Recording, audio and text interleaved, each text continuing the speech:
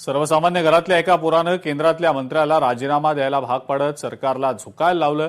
वडील नोकरीतनं सेवानिवृत्त झालेले, स्वतः परदेशात शिक्षण घेऊन देशातल्या प्रश्नांवर आक्रमक असलेला अभिजित दिपके हा सर्वसामान्य कुटुंबातला आहे। छत्रपती संभाजीनगरमधल्या वाळूज इथल्या अभिजित दिपकेविषयी त्याच्या नातेवाईकांसोबत संवाद साधलाय आमचे प्रतिनिधी सचिन बडे यांनी। एका सर्वसामान्य मुलानं अखेर सरकारला देखील झुकायला लावलं, म्हणजेच सरकारमधील एका मंत्र्याचा राजीनामा घ्यायला लावला। धर्मेंद्र प्रधान जे शिक्षण मंत्री आहेत त्यांचा राजीनामा घ्यायला लावला। छत्रपती संभाजीनगर मधील वाळूज औद्योगिक क्षेत्रामध्ये हे अभिजित दिपकेचं घर आहे। या ठिकाणी अभिजित दिपकेचे आई वडील आणि त्याचे कुटुंबीय राहतात। सर्वसामान्य घरातून हा अभिजित दिपके येतो आणि महत्वाचं म्हणजे आपण जे आंदोलन पाहिलंय छत्रपती संभाजीनगरच्या या सुपुत्रानं जग गाजलंय, दिल्ली गाजवली आहे, जगामध्ये स्वतःचं नाव केलंय। आणि आपण जर पाहतोय तर सर्वात महत्वाचं म्हणजे या मुलानं एक करून दाखवलंय की एका सर्वसामान्य व्यक्तीमध्ये काय ताकद असते आणि तो काय करू शकतो। आपल्यासोबत या ठिकाणी अभिजितच्या मामांचा मुलगा आहे, त्यांना विचारूयात। भाऊ, काय सांगाल?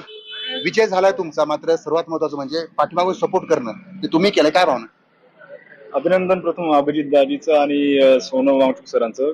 त्यांनी एवढे दिवस तिथं जंतर मंतर सारख्या ठिकाणी आजचा 36वा दिवस निघाला आंदोलनाचा त्यांचा, आणि त्यांना 36व्या दिवशी विजय झाला थोडक्यात त्यांचा। ज्या मुलांवर लाठीचार्ज झाला, खूप मार खाल्ला मुलांनी त्या दिवशी, खूप वेगळ्या प्रकारे पोलिसांनी त्यांना मारलं। आज म्हणजे कुठेतरी खूप मोठा विजय झालाय आणि भाऊचं पण खूप कष्ट आहे त्याच्यामध्ये।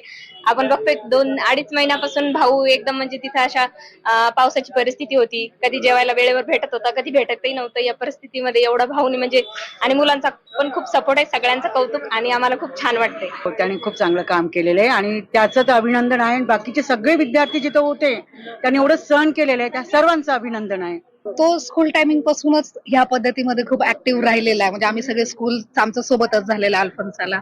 त्याला एक टॉपर पासून राहिलेला आहे, त्यांनी प्रत्येक गोष्टीमध्ये सेल्फ पार्टिसिपेशन आहे, कुठल्या गोष्टी किती ट्रस्टेड आहेत काय नाही, म्हणजे त्याचं जो ग्रास्पिंग पॉवर आहे, नॉलेज आहे, ज्या पद्धतीत त्यांनी एवढं सगळं मॅनेज केलेलं आहे, ऑब्व्हियसली चॅलेंजेबल आहे ना ती गोष्ट। तर खूप प्राऊड फील होतं की आम्ही लकी आहोत की आम्ही त्याची भाऊ बहीण आहोत।